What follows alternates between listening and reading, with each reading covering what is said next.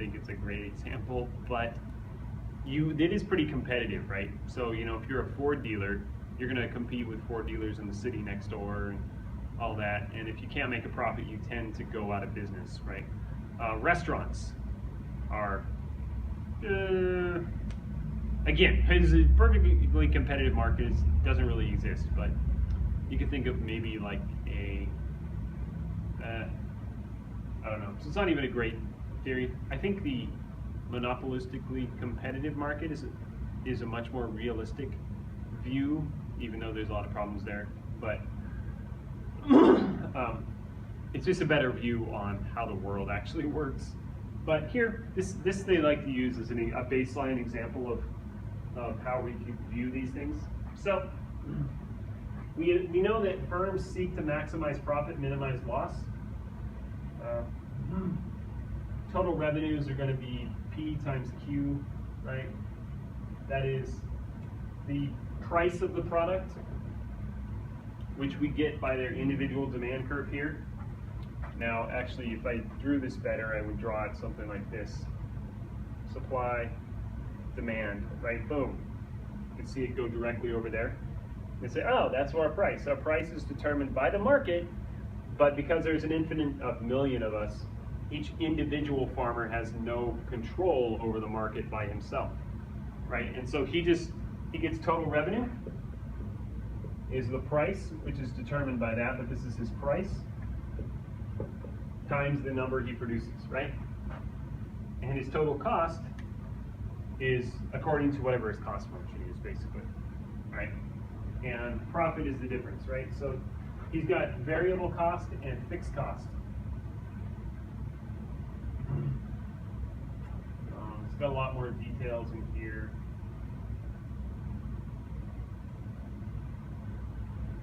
Marginal revenue, right? So remember marginal revenue. Well, again, here. So it's the extra, the change in total revenue given a change in quantity of 1 unit, right? So in micro, we're talking about margin all the time. So a good businessman thinks on the margins. And so I was thinking about a really good example the other day. Well, I could go back to soda or coffee or something, right? So you sit down for breakfast and you say, boy, I could really use a cup of coffee, right? You have 0, and you drink a cup of coffee and you say, oh, that was pretty good. You know, I think I'd like another one. You don't sit down at the breakfast table and say, you know what, I'm gonna see how much I will enjoy 3 cups of coffee and see what my average enjoyment is, right? No, we always make decisions on the margin. I want 1 cup of coffee. You know what, that's not enough. I'd like another one, so I'm gonna have another one. And then I think, oh boy, can I do another? Now me, I could maybe do 3, you know, if I do 4, I'm gonna get the jitters. So I'm gonna be like, oh my gosh, I left the stove on, I've got some, what did I do? Is the house on fire? You know, I'm just freaking out, right? So, it's just caffeine, that's the effect it has on me, right? Boy, if I go to a run, caffeine has a whole other effect on me. It's related, it's very similar though. So, he's gonna make those decisions according to, here's the marginal cost, can I produce more? Yes. And he's gonna produce until he realizes that his marginal cost is equal to his marginal revenue. That's it.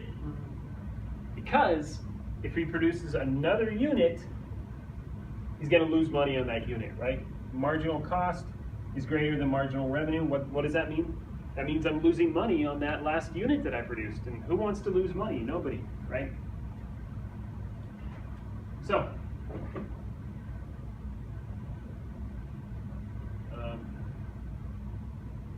slide 27, short run profits. Again, in the short run, a perfectly competitive firm could very well be making a profit or a loss. We say that if he's making a loss, he's going to exit the market.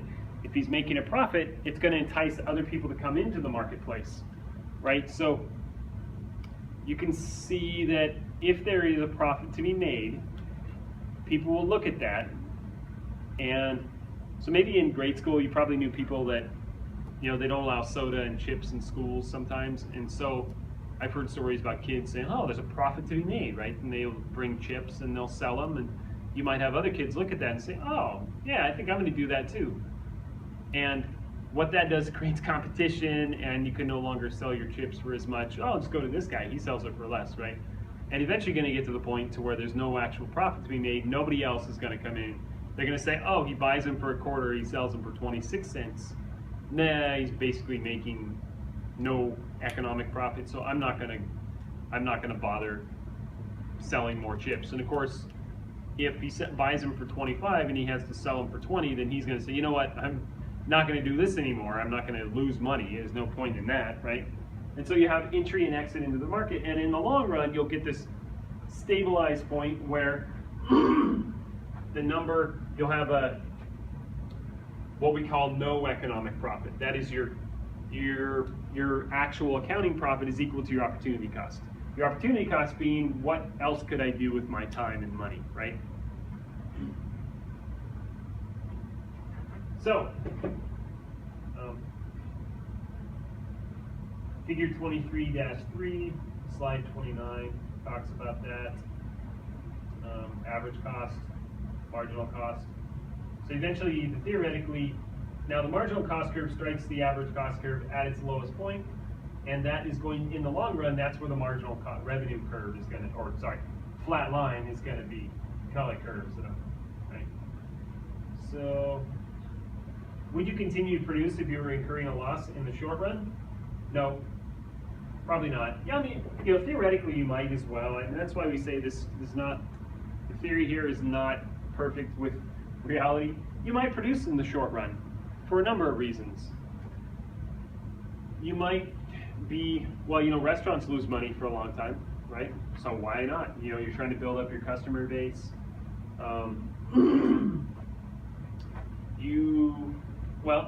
You would produce so long as you're covering fixed or variable costs, right? So let's say you're a restaurant and you have a fixed cost and a variable cost. Your fixed cost equals $10,000 a month. Your variable cost equals $5,000 a month, and your total revenue a month is $8,000, right? Would I continue to produce? Yeah, why not, right?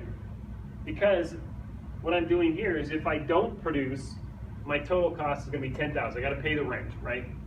But if I produce, I'm going to make $8,000, and that's enough to cover at least my variable cost of actually producing.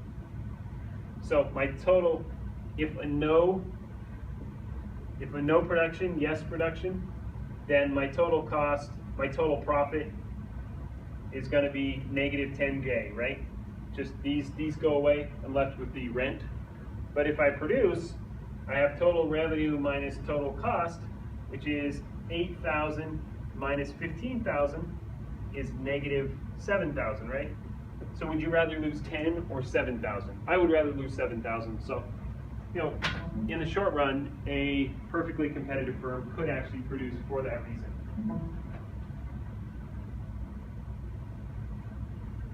Okay.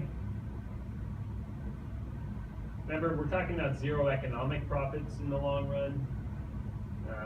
I said I've got a couple of videos that I put up there.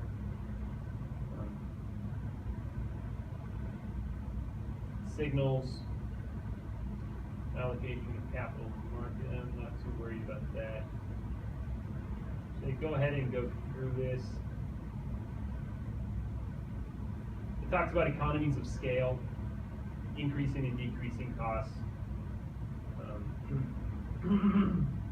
Gets into the long run, right? Marginal cost pricing. System of pricing in which the price charge is equal to the opportunity cost to society, which is kind of a, how do you determine that? Realistically, you can't determine how much, what does it cost society? Nobody knows. There's no way to know. They get into that environmental stuff quite a bit. But, okay, so I just kind of a brief overview of pure competition, and I'll do another one in a bit of the other competitor. Hope you thought that was okay or enjoyed it even. There you go.